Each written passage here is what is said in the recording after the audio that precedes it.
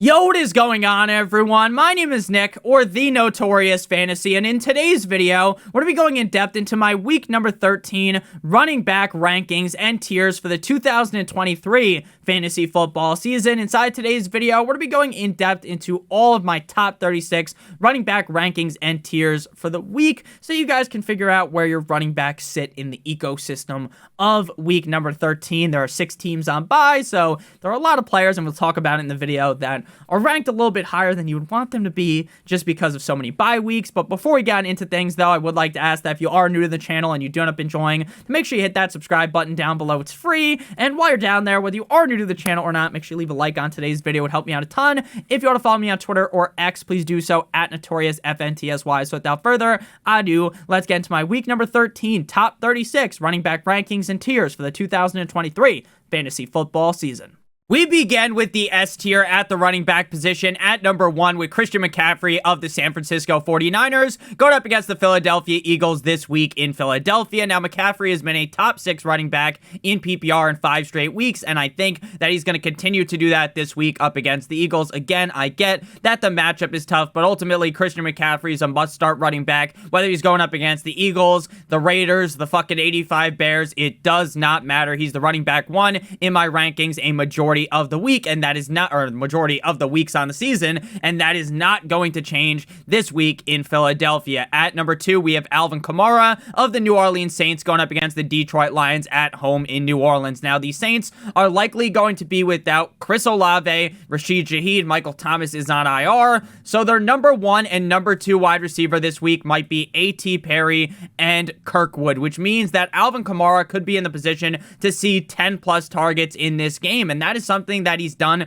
already twice this season. In week 4 against the Bucks, 14 targets, week 7 against the Jags, 14 targets. So going up against a Lions defense that has been very underwhelming as of recently. They've been getting beaten and battered week in and week out. I think Alvin Kamara could go crazy in this spot, considering Derek Carr is a check down machine. At number 3, we have Travis Etienne going up against the Cincinnati Bengals at home in Jacksonville on Monday Night Football. Now, the Cincinnati Bengals defense as a whole is pretty solid, but up against the run, they are relatively suspect. I know Etienne has had a downward spiral of games, right? Running back 20 last week, 25 the week prior, and running back 39 in week number 10. So before the bye, this man was lighting it up like a firework. That Katy Perry song, Baby, You're a Firework, right? The song that Kim Jong-un was singing with that guy in that movie, The Interview. If you've seen it, if you know, you know. So Etienne's been on a bit of a downward skid, but I expect him to escape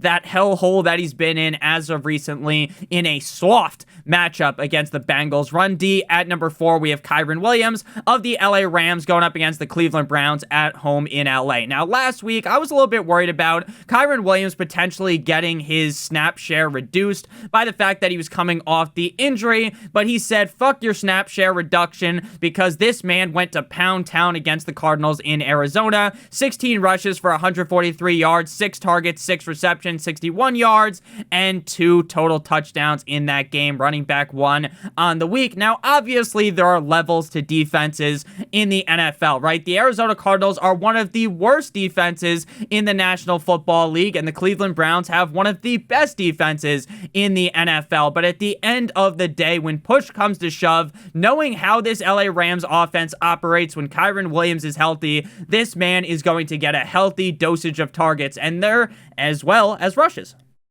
And there is a strong chance that with Joe Flacco, Cool Joe under center for the Browns, that even if their defense is standing on their head, that the Browns are getting plowed out in this game. The Rams are able to run a shit ton. And again, at this point in the season, Kyren Williams is a must-start running back. At number 5, to close out the S tier, we have Tony Pollard of the Dallas Cowboys going up against the Seattle Seahawks in Seattle. Now, after the first 3 weeks where he was a top 13 running back every single week, things started to get very, very bad for Tony Pollard. Any Tony Pollard owner was starting to worry about him, and they were thinking, oh, should I trade Tony Pollard for a half-eaten bag of potato chips and a used condom? Maybe, maybe not. But over the last 2 weeks, he's been a top 12 running back, and I don't expect that train to stop this week up against an overrated Seattle Seahawks defense tonight on Thursday Night Football. I think Tony Pollard has earned his crown back on the spot of being a must-start running back. And again,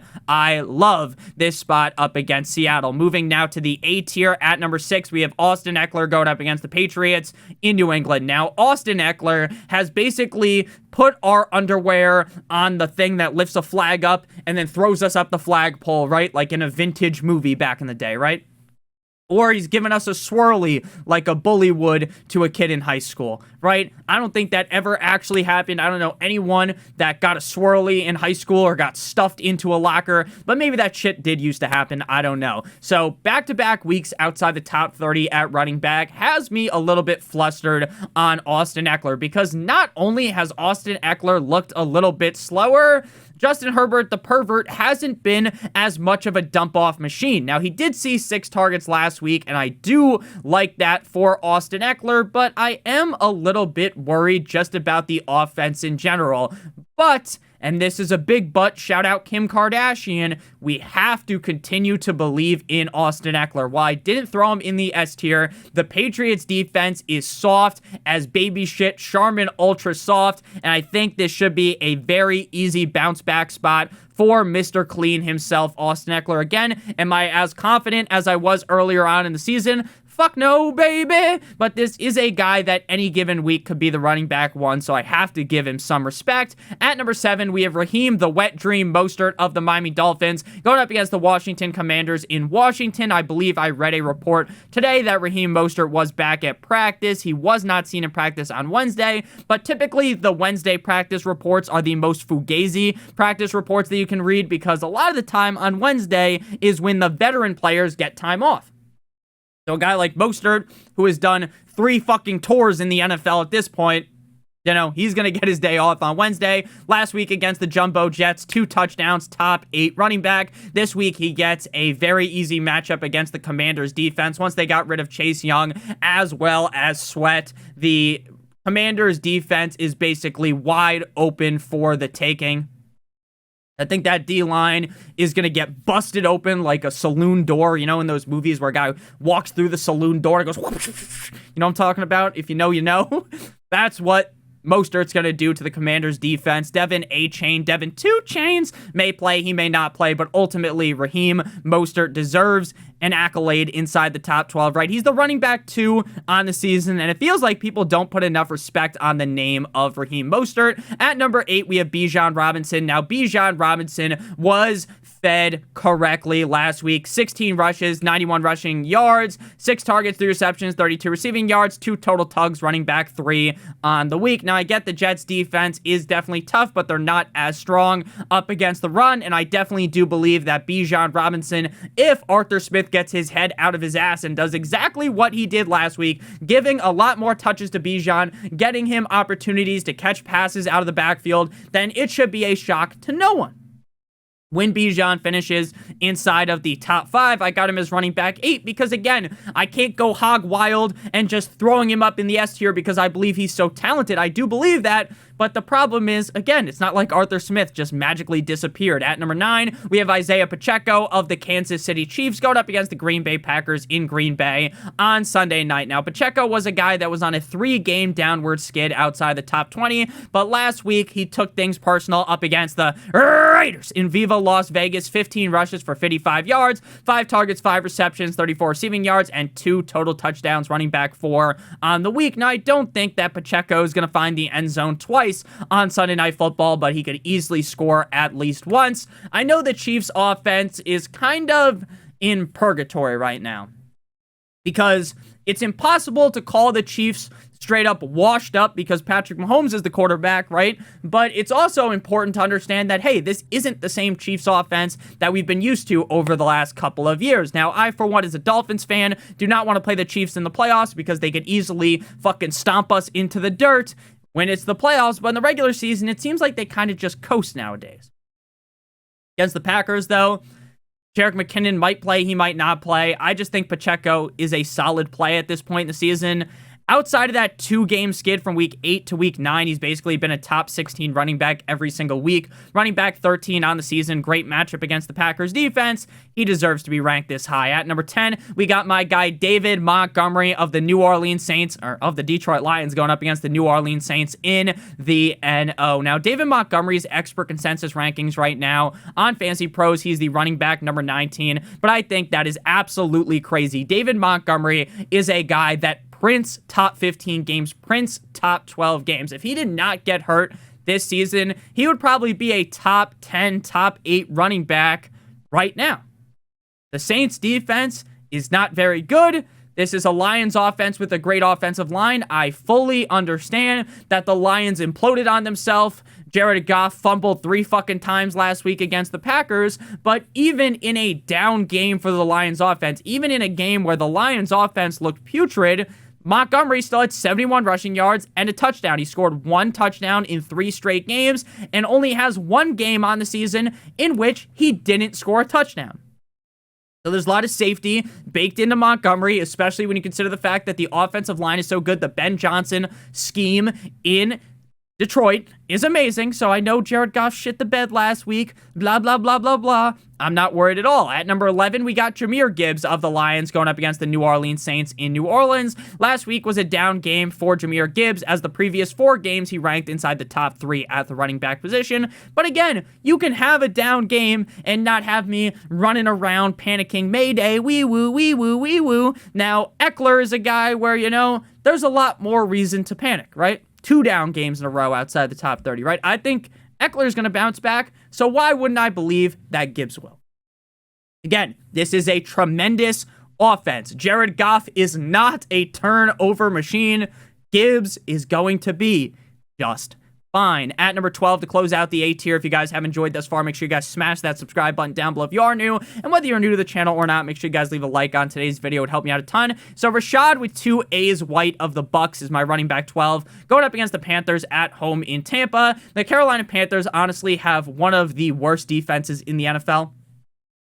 Against the run, they're bottom of the barrel, straight up dog shit that gets stuck to the bottom of your foot, your shoe. Last week was a down game for White, but that's just because he didn't score. He still had 100 rushing yards, 10 receiving yards. Honestly, one of his better games on the season. He just didn't score a touchdown. Prior to running back 19 last week, he was the running back 13, 11, 1, 10, and 12 in, that would be 1, 2, 3, 4, 5 straight games. So again, Rashad White continues to be as ineffective as it gets, 3.6 yards per carry, but efficiency don't matter if you can get 5+ targets in any given game and you get enough carries to get 100 yards. And he's probably going to score against the Panthers. So again, the A tier makes perfect sense for Mr. Rashad with 2 A's White. Next up, we move to the B tier, beginning with Zach Moss of the Indianapolis Colts, going up against the Tennessee Titans in Tennessee. Now, with Jonathan Taylor potentially missing the next couple of games, Zach Moss might enter league winner category, because there's a chance that, hey, Jonathan Taylor doesn't come back on time, and maybe he is out until the playoffs. Maybe the Colts make the playoffs. So we shall see. And again, if he misses some serious time, Zach Moss could be a league winner. Zach Moss, when given the opportunity, ripped off top 10, top 5, top 2 games at running back earlier on in the season without Jonathan Taylor. Now, earlier on in the season, the MO around the Tennessee Titans run defense was that they were great, like Tony the Tiger says. But recently, that's a run defense that has gotten a train ran on him. Zach Moss looked really good this season. This is a Colts team that kind of sneaky good on offense.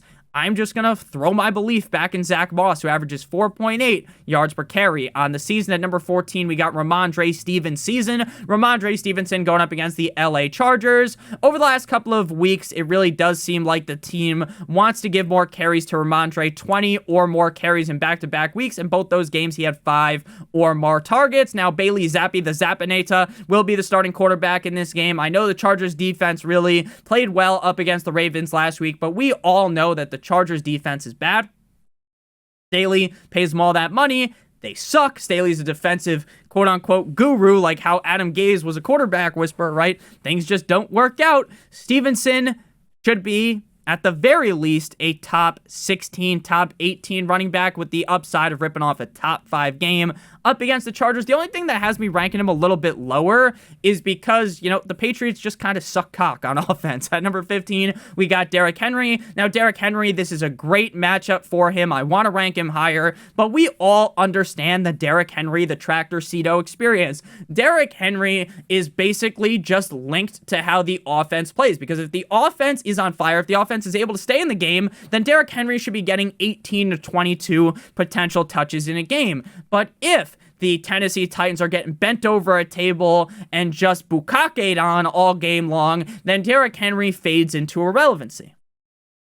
So, if this game is kept close by the Titans, if Will Levis, like Mike Tyson, is able to keep things close, then we should be able to see, hey, Henry has a good game. But if Will Levis struggles, he's stumbling, he's bumbling, then Derrick Henry will probably end up shitting the bed. So I can't rank him as high as I want to, but I also won't barrel him down the rankings because we know how good he is, right? 2 scores last week against the Panthers. So running back 10 could easily be a top 10 running back again. At number 16, we move to DeAndre Swift of the Philadelphia Eagles going up against the 49ers in San Francisco. Tough matchup for him last week. He did not score.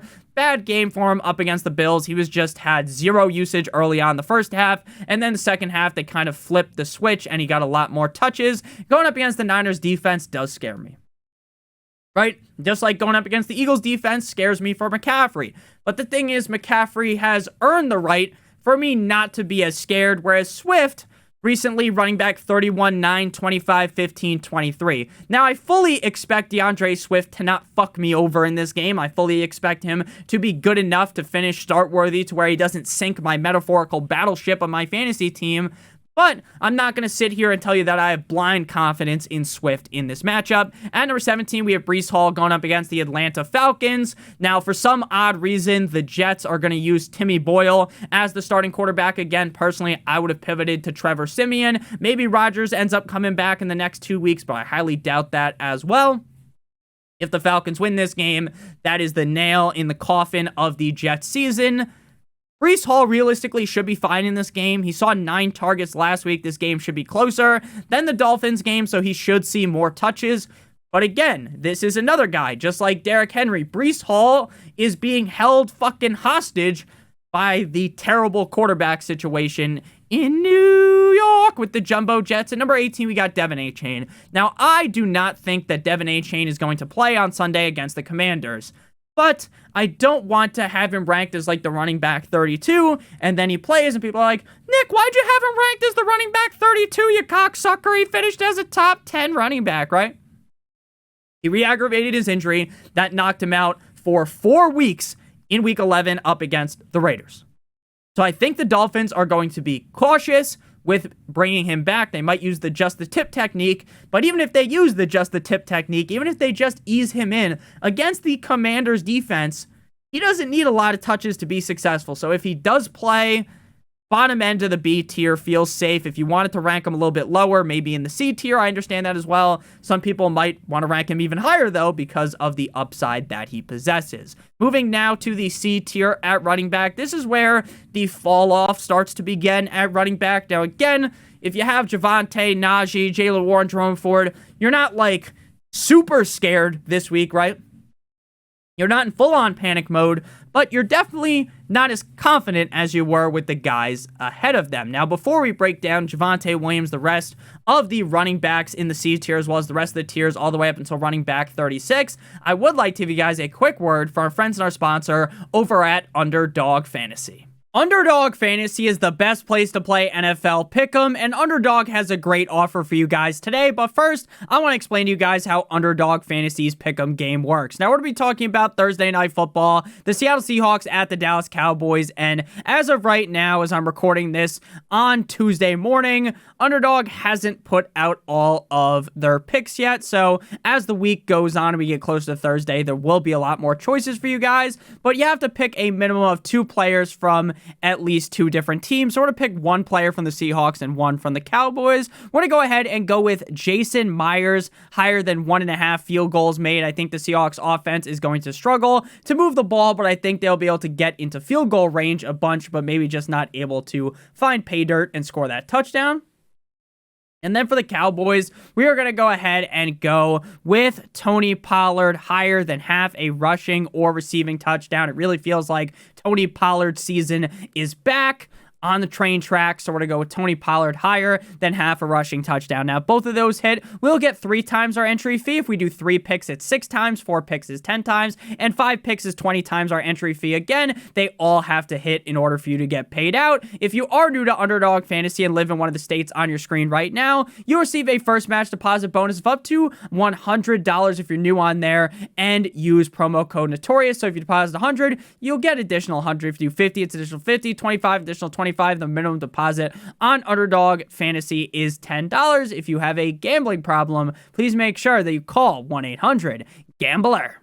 Back on into things here, Javonte Williams going up against the Houston Texans. Now, Javonte's been a guy that's been seeing a pretty high workload in this Broncos offense. Samaje Perine did vulture a couple of targets in that game last week, but Javonte still had 6 targets last week, 18 carries. Definitely a lot better of a matchup compared to last week up against the Browns. So Javonte feels fine in this range of running backs 19 through 24. I got him ranked slightly lower than expert consensus rankings. But again, it's just because Javonte feels kind of like a safe play that probably won't finish as a top 5 running back. But he's another guy that I don't really see sinking my battleship. I like the spot against the Texans.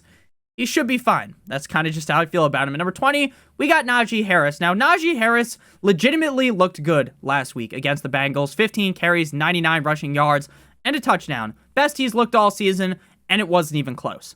Now, they're still going to use Jaylen Warren, so it's not like Najee Harris is just going to break free, be soaring and flying like Troy Bolton in High School Musical. So Najee Harris is going to get his touches. Jaylen Warren's going to get his. The hope here is where I have Najee and Jalen rack back-to-back Michael Jordan, 96-97, from running back 20 to 21, is that they're playing the Cardinals. Again, I make a lot of jokes. The Cardinals do genuinely have one of the nut-low defenses, one of the worst defenses in the National Football League. So both Najee Harris and Jaylen Warren could climb an Eiffel Tower over the Arizona Cardinals defense and take them to Pound Town. I do feel slightly more confident in Najee, but again, it's not by a crazy margin. 21, Jaylen Warren. Now, when Najee Harris was playing very nice, I like last week, Jaylen Warren had a down game, running back number 39. But again, I'm not panicking after one down game. Prior to that, running back 2, 8, and 14. Great spot against the Cardinals. He feels fine in this C tier. Kind of the safe running back range with upside. Again, I don't think Javonte is really going to finish as like a top 5 running back, but I don't really think Jaylen Warren or Najee Harris are either. And the same thing is thought about number 22. I don't know about you, but I'm feeling 22. Jerome Ford. So Jerome Ford, again, another guy, kind of limited upside.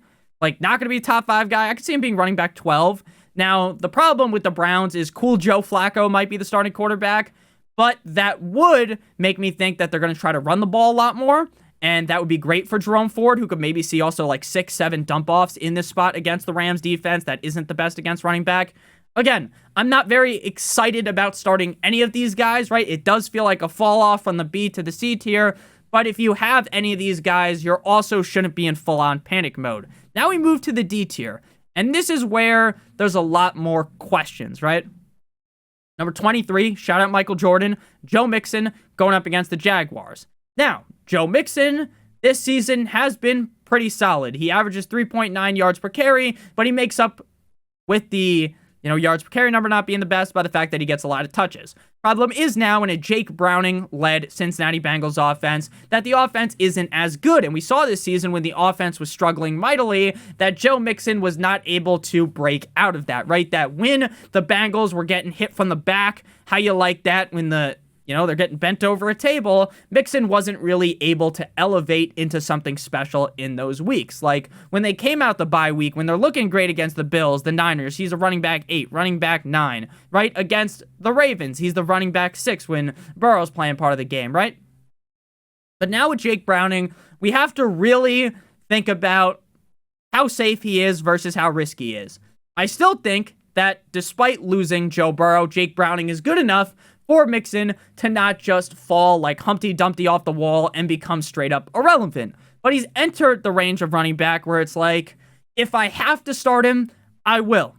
But I don't want to be starting him. In an ideal world, Joe Mixon would not be in my starting lineup. At number 24, same thing is the case for Devin Singletary, running back 18 last week.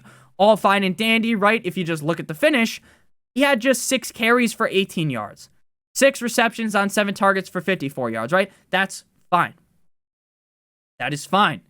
But with Dameon Pierce back, Dameon Pierce was getting a lot more carries. So while Devin Singletary ripped off 2 top 8 games in a row in Week 11 and Week 12, that is not the same backfield that he's a part of right now with Dameon Pierce back. Now, Devin Singletary has outclassed, has been significantly better than Dameon Pierce this season. I'm a Dameon Pierce truther. I was a Devin Singletary truther last year. I said, I don't want you anymore. I gave up on Devin Singletary, but he has looked good, and he has looked way better than Dameon Pierce. But you would be a liar if you just said that now that Pierce is back, that Singletary is still going to keep that same role feasting in the offense. Now, with 6 teams on bye, with the Broncos' defense against the run not being all that great, Singletary could still easily be a top 24 running back. But again, the upside is definitely a lot more limited now with Dameon Pierce there. At number 25, we got Zach Charbonnet. I do not suspect that Kenneth Walker III will play tonight against the Cowboys.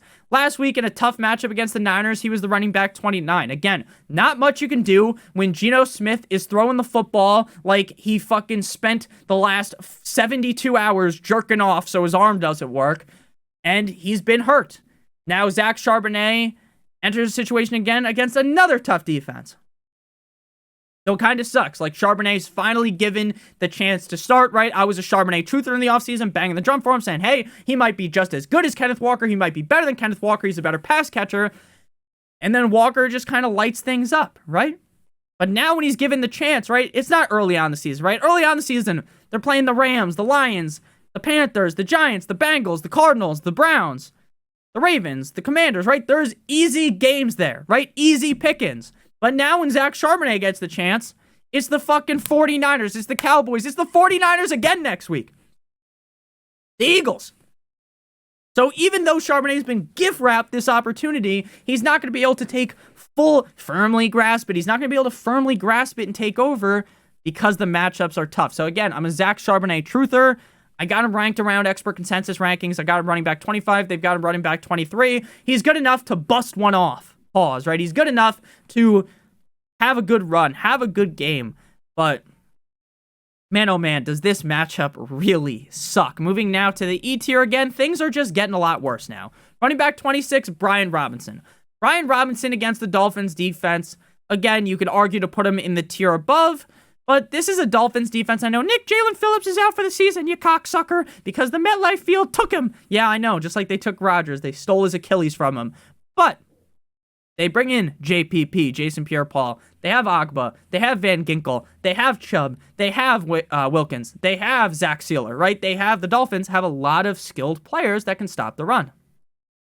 And this is a game where it could be a clowning, where the Dolphins drop 40 bomb on their head top, right? And then they can't run the ball. And that would elevate a more positive Antonio Gibson game script.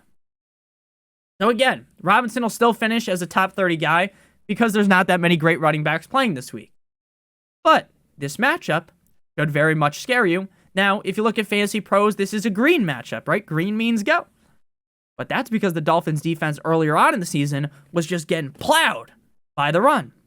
Hasn't been the case as much recently. At number 27, we got James Conner. Now, I don't want to start James Conner this week at all. No dice for James Conner. Running back 26 or higher every single week since he returned from injury. Running back 41, 27, 36. Now, not all of that blame should be thrown on James Conner. He just hasn't been able to score.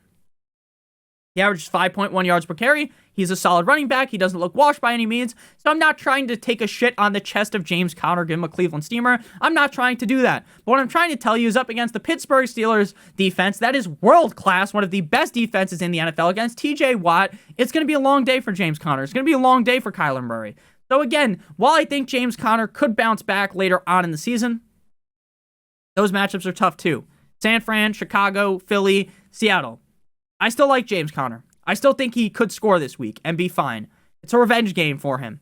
But man, oh man, I would be hard-pressed to start James Conner. I said it in the running back start-sit video, right? I'd rather get my balls dragged on a mile of glass, right? I'd rather get stuck in Guantanamo Bay and they're torturing me by playing the I'm a gummy bear, oh, I'm a gummy bear song on repeat, right? Some crazy frog shit. So, again, I love James Conner. I'm a James Conner truther, but this just doesn't feel like the week where he bounces back. At number 28, we got A.J. Dillon. Now, A.J. Dillon might be one of my least favorite running backs in the NFL because when you look at the guy, right, pause, right? If you're just looking at how he looks, he's shaped like a Greek god. He's got the calves of tree trunks. He looks like he would be amazing. He looks like what you would want your favorite team's NFL running back to be. The thing is, he just sucks. He's not very good. Now, Nick, A.J. Dillon would throw you in a locker. A.J. Dillon would take your lunch money, pal. Of course. Of course. All right? I get it. I'm a fantasy football analyst. I don't go to the fucking gym every day. I'm not jacked to the gills, right? I'm a little chubby. You know, I got that skinny fat. You skinny fat fuck, you're starting to look like my wallet, as Dave Portnoy would say. So, A.J. Dillon, I like him. I like him because Aaron Jones isn't here. But I just listed all the reasons why you shouldn't like him. For instance, that he sucks. Now, the Chiefs' defense against the run isn't great, so he should still finish as a top 30 running back. But in reality, I kind of fibbed a little bit because while I do like the matchup, you can't trust A.J. Dillon. You just can't. You just can't. Regardless of how good he might look, you just can't do it, man. Just can't do it. At number 29, we got Chuba Hubbard going up against the Bucs. Now, Chuba Hubbard should be fine, but they did just fire Frank Reich, so we have to kind of see how this running back snap share works before we jump back on the Chuba Hubbard bandwagon. He was the running back 11 last week. Over 100 all-purpose yards. So he has the juice, he's got the skills, he scored a touchdown. The thing is, will this return to Sanders 50-50? Will this be Sanders 60-40 with the new interim head coach? We'll see. So again, if Frank Reich was still there, and again, I don't think Frank Reich is some like offensive guru, I'd probably have Chuba ranked as like a top 24-ish back. Like he'd at least be in the tier above this. Whereas now, there's a lot more unknown with the head coach getting fired. Moving now to the F tier. Again, these are all running backs that you probably don't want to start. Kareem Hunt is a guy that earlier on in the season, from week 6 through 10, he scored a touchdown every week. Now, he wasn't rushing for a lot of yards. He'd get like 50 all-purpose yards, and it was all fine and dandy because he scored. And in one game against the Colts, he scored 2 touchdowns in Indianapolis.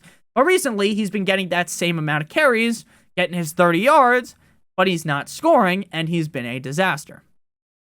Now, again, in a normal week where there isn't 6 teams on bye week, Kareem Hunt is nowhere close to the top 30. But because there's so many teams on bye, and because Joe Flacco is probably going to be under center, Kareem Hunt could stay as the running back 30. Again, I don't want to play him, but some people might have to. At number 31 in the F tier, we got Zeke. Feed Zeke going up against the LA Chargers. Now, Zeke did see a reduction in carries last week with just 9, as Stevenson was feasting all over that New York football Giants ass. This week, he gets the Chargers. Again, a great matchup for him, but with how bad this Patriots offense is, can we trust them? The answer is fuck no, baby. At number 32, we got the Rolls-Royce Freeman going up against the Browns. Running back 16 last week, even when Kyren returned. I'm coming home again. Royce Freeman had 77 rushing yards on 13 carries and a touchdown. He's still good, but the Browns' defensive matchup scares me, and plus Kyron's still going to be seeing a majority of the carries, and maybe Kyren gets ramped up even further this week. Now moving into the G tier, right? If you have to start one of these guys, you better say a prayer to the holy fantasy gods above, because shit ain't going to be sweet if you got to start these guys. Running back 33, Dameon Pierce, 5 carries last week, 14 rushing yards, 1 reception, 4 receiving yards. Running back 55. 55. Right? He just doesn't have it this year. Last year, I loved Dameon Pierce. He worked out for me. This year, I love Dameon Pierce, and he fucked me over. Right? He stood me up on a date. Right? That's basically what happened for me and Dameon Pierce. Sucks, right? The Houston Texans offense is this good, and he's not good. It is a tough pill to swallow. Again, maybe he gets more carries this week. Maybe he bounces back, because I know deep inside of him, he has the upside, but he just hasn't shown it. At number 34, we got Tyjae Spears. Now, Tyjae Spears is essentially one of these guys that we just talked about Derrick Henry. Not just, it was a while ago at this point. But how the game script goes heavily dictates how good Derrick Henry is going to do, and it also heavily dictates how good Tyjae Spears is going to do.